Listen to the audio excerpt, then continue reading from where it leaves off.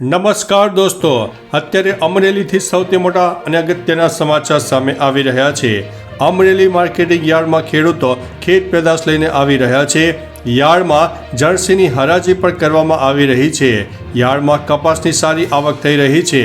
ગઈકાલે યાર્ડમાં એક મણ કપાસના ભાવ 950 રૂપિયાથી લઈને 1614 રૂપિયા સુધી બોલાયા હતા.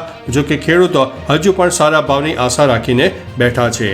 મિત્રો, અન્ય મહત્વના સમાચારની વાત કરીએ તો અમેરિકામાં વસતી બહેનોનું ખોટું પાન કાર્ડ બનાવીને તેની બોગસ સહી કરીને 1.17 કરોડ રૂપિયાની છેતરપિંડી કરી નાખતા ભારે ચકચાર મચી જવા પામી છે. મિત્રો, અન્ય મહત્વના સમાચારની વાત કરીએ તો આગામી 17 સપ્ટેમ્બરે પીએમ નરેન્દ્ર મોદીનો જન્મદિવસ છે, જે આખા ભારત સહિત ગુજરાતમાં પણ ધામધૂમથી ઉજવાશે. ખાસ કે પીએમ નરેન્દ્ર મોદીના આ જન્મદિવસની પૂર્વ સંધ્યાને એટલે કે 16મી સપ્ટેમ્બરે રાજ્યભરમાં 300થી વધુ જગ્યાએ મહારક્તદાન શિબિર યોજાશે. આ શિબિરોમાં શિક્ષકોએ ભાગ લેવાનો રહેશે, જેને ધ્યાનમાં લઈને રાજ્ય સરકારે 16મી સપ્ટેમ્બરે ગુજરાતની તમામ પ્રાથમિક શાળાઓનો સમય સવારે 8 વાગ્યાથી લઈને 11 વાગ્યા સુધીનો રાખવાનો નિર્ણય લીધો છે.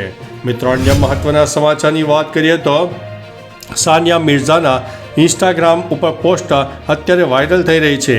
કદાચ કહેવા માગે છે કે તે બીજાને ખુશ કરવા અથવા તો દરેકની અપેક્ષાઓ પર ખરા ઉતરવા માટે પોતાને બદલશે નહીં. મિત્રો, અન્ય મહત્વના સમાચારની વાત કરીએ તો ગુજરાત રાજ્યમાં ઔદ્યોગિક અને ખાનગી એકમોને તેમના મજૂર, ડ્રાઈવર, રસોઈયા, ચોકીદાર, માળી કે કારીગરની નોંધણી કરાવવી ફરજિયાત છે. મિત્રો, અન્ય મહત્વના સમાચારની વાત કરીએ તો પંજાબમાં પૂર પ્રભાવિત લોકોની સહાય 700 ટનથી વધુ જીવન જરૂરિયાતની ચીજવસ્તુઓ ભરેલી ટ્રેનને સીએમએ આપી છે લીલી ઝંડી. મિત્રો, અન્ય મહત્વના સમાચારની વાત કરીએ તો UNHRCમાં ભારતે સ્વિટ્ઝરલેન્ડને લગાવી છે બરફની ફટકાર. કહ્યું કે પોતાની સમસ્યાઓમાં ધ્યાન આપે, ભારતને સલાહ આપવાની જરૂર નથી.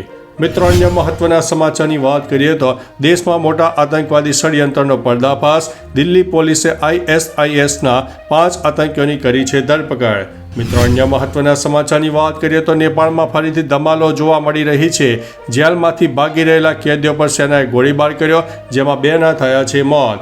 મિત્રો, અન્ય મહત્વના સમાચારની વાત કરીએ તો વનપાલ સ્મારક ખાતે વન મંત્રીશ્રી અને રાજ્યમંત્રીશ્રી દ્વારા વન શહીદોને આદરાંજલિ સમર્પિત કરવામાં આવી હતી.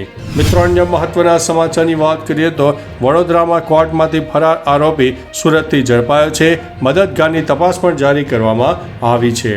મિત્રો, અન્ય મહત્વના સમાચારની વાત કરીએ તો ગુજરાતમાં વરસાદને લઈને મોટા સમાચાર છે.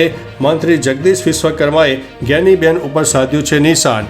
વાવ, થરાદ અને સુઈ ગામની પ્રજાના હાલ અત્યારે બેહાલ થઈ ગયા છે. મિત્રો, અન્ય મહત્વના સમાચારની વાત કરીએ તો વડોદરામાં પોલીસે હેલ્મેટની લોકજાગૃતિના પ્રયાસો તેજ કર્યા છે. એસીપી ખુદ રસ્તા ઉપર ઉતરી ગયા છે. હેલ્મેટની લોકજાગૃતિમાં પોલીસ વિભાગે પણ ભાર મૂક્યો છે.